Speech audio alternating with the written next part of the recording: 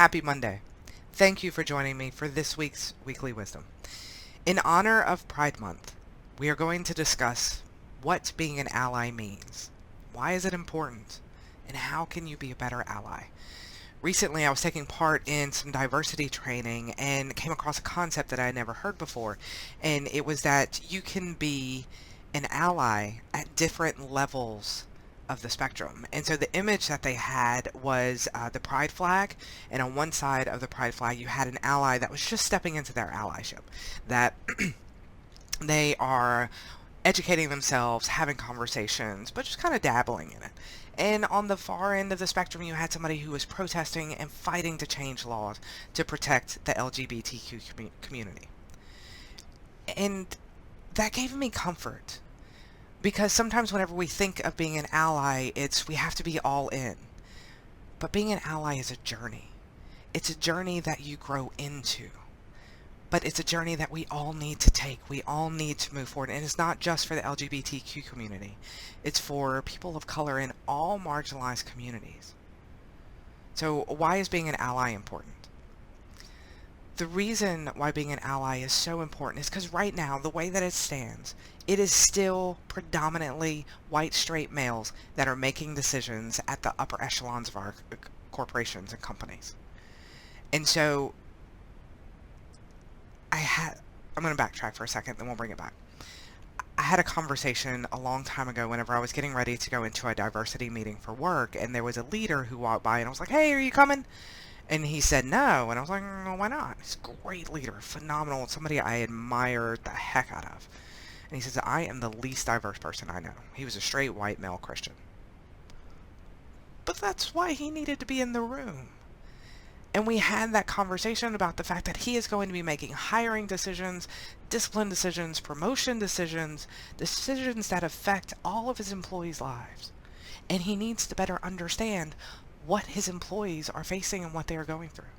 He also needs to understand more about himself, his unconscious and conscious bias. How does that show up when he's interviewing? How does that show up whenever they're having promotional conversations? What does that look like for him specifically? That's why it's so important, even if you are not a part of the community, to be an ally, because we are making decisions that impact people, and we need to better understand the people that the decisions are impacting. Okay. But how do you be a better ally? Well, let's start with 3 steps.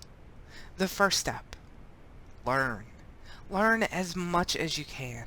Learn about the history of the communities that you want to be an ally for.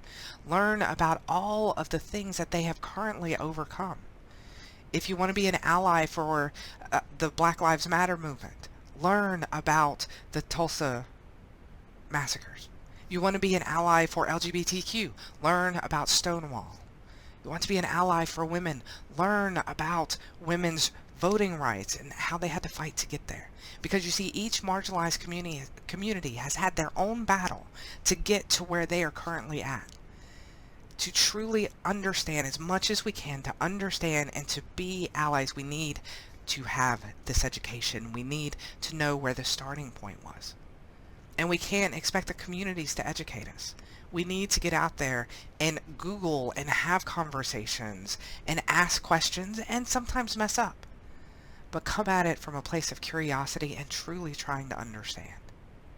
So the first step is learn. And the one caveat about this, don't do all of your learning from somebody in the community. Do as much of it as you can by yourself and with people that you trust, admire, and respect. And then when you're at a point where you're like, I just don't understand and I can't find the information, then ask the question. But ask it gently, and always give the person that you're asking a way out. Because maybe they just don't want to educate you. Maybe they've had to educate a lot of people before you and they're just tired. And we need to respect that. The next thing that you can do to be a better ally is to listen. And when you go into a conversation, don't listen to change somebody's mind. Listen to understand.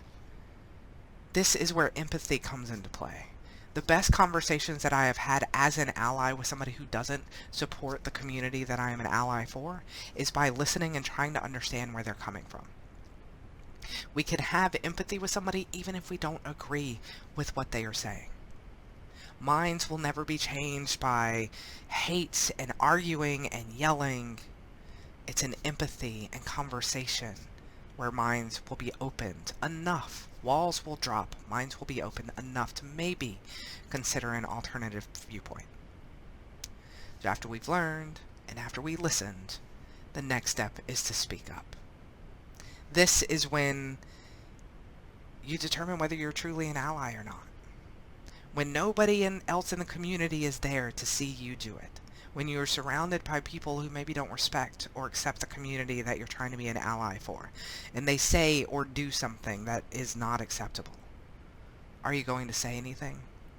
Are you going to have the difficult conversation and say, you know what, I don't see it that way. I don't agree and I don't appreciate this conversation.